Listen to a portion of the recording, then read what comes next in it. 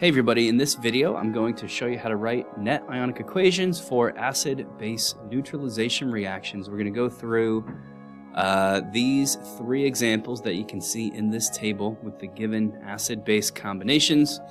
To do this, I'm going to use a series of three steps that you can see in the red box down below.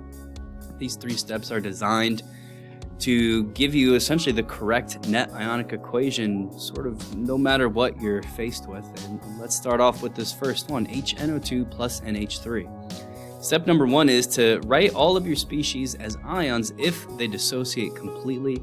That's another way of saying if they are strong acids and bases, and in the process we're going to turn any H pluses into H3O pluses, since H3O plus is the more accurate version of H plus anyway.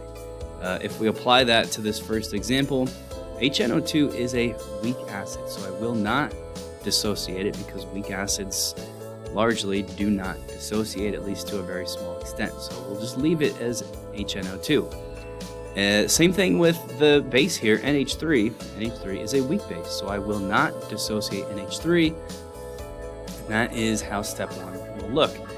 For step number two, we're going to transfer a proton from acid to base. Here that's HNO2 over to NH3, and that is going to give me the products of NO2 without the H, and now it has a -1 charge. NH3 becomes NH4, and that positive charge goes with the hydrogen, so this has a +1 charge. And the last thing you're going to do is cancel off any spectators, although here in this example there essentially are no spectators to cancel off, so this also is my net ionic equation. The only other thing that's maybe worth putting in here is a little parenthesis AQ next to each of these, because all of these particles are soluble in water. The other thing we're asked about each of these scenarios is what would the pH be after you combined these particles? And in general, to do that, you want to look at your products and see what your products are. If either of those particles would have a basic effect or an acidic effect, that's going to give you this answer. This one's a little bit more complicated because of my two products, NO2 -1 and NH4 +1, we're kind of getting opposite bits of information. NO2 -1 is itself a weak base, so this thing is going to have a basic effect. NH4 +1 is itself a weak acid, so that product has an acidic effect.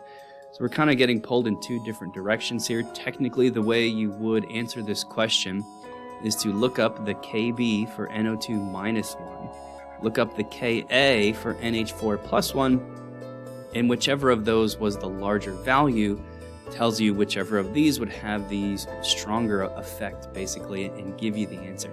I don't have those numbers, and I'm not going to look them up just to save time in this recording, but that is going to give you the final pH value as far as being greater than 7 or less than 7. Let's move on to the second example, HCl plus NaCN.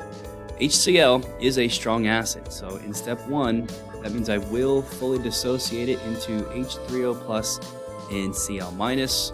And again, we're doing that because that's what strong acids do. Essentially, there is no HCl. It 100% turns into those two particles. We've got the HCl being mixed with NaCN, which really isn't an acid or a base. It's the metal sodium combined with the polyatomic ion cyanide. This is a salt, technically a soluble salt. And if we look back at the wording of step one, write all the species as ions if they dissociate completely. Soluble salts are included in that list. So sodium cyanide being soluble, that's going to dissociate completely as well into Na+1 and Cn -1. Step two, transfer the proton from acid to base. Here that's going to be my H3O plus transferring its proton over to the Cn minus. And that allows me to write my products. H3O plus turns into water, Cl minus and Na plus remain unchanged, and Cn minus turns into HCN. Step three, cancel off spectators like Cl minus is unchanged, Na plus is unchanged, and then whatever is left behind is my net ionic equation, H3O plus reacting with Cn minus to produce water and HCN. The pH after we mix these things if I look at my products, I've got water, which is neutral, and HCN, which is a weak acid. Of course, acids are going to have a pH less than 7. The specific product affecting that pH we can list as HCN because it is a weak acid. In our last example for this video, KOH plus NaHSO4, write the species as ions if they dissociate completely. KOH is a strong base, and because it's strong, it will dissociate completely into K plus and OH minus ions, so let's write it that way. NaHSO4 is another soluble salt. It's made of a metal with a polyatomic ion, and that means as a soluble salt, it's going to dissociate as well. Na plus, HSO4 minus.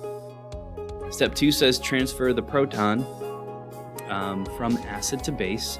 Here, the HSO4 is going to function as my acid and transfer that H plus over to the base, OH minus. This allows me to write my products of K plus not changing, OH minus turning into water, Na plus not changing, and HSO4 minus losing an H plus and turning into SO4 with a -2. The spectators here are K plus and Na plus, leaving me with hydroxide ions reacting with HSO4 minus to produce water and sulfate. The pH after combining these things, I've got water, which is neutral, and SO4 minus 2. SO4 minus 2 is a negative ion, so it can function as a base, and it's the conjugate base of a weak acid, so it will have a basic effect. pH is going to be greater than 7 due to SO4 minus 2. So that's how you write acid-base neutralization reactions in their net ionic equation form, and that's how you can analyze the pH that it's going to have afterwards. That also wraps it up for this video. Thanks a lot for watching.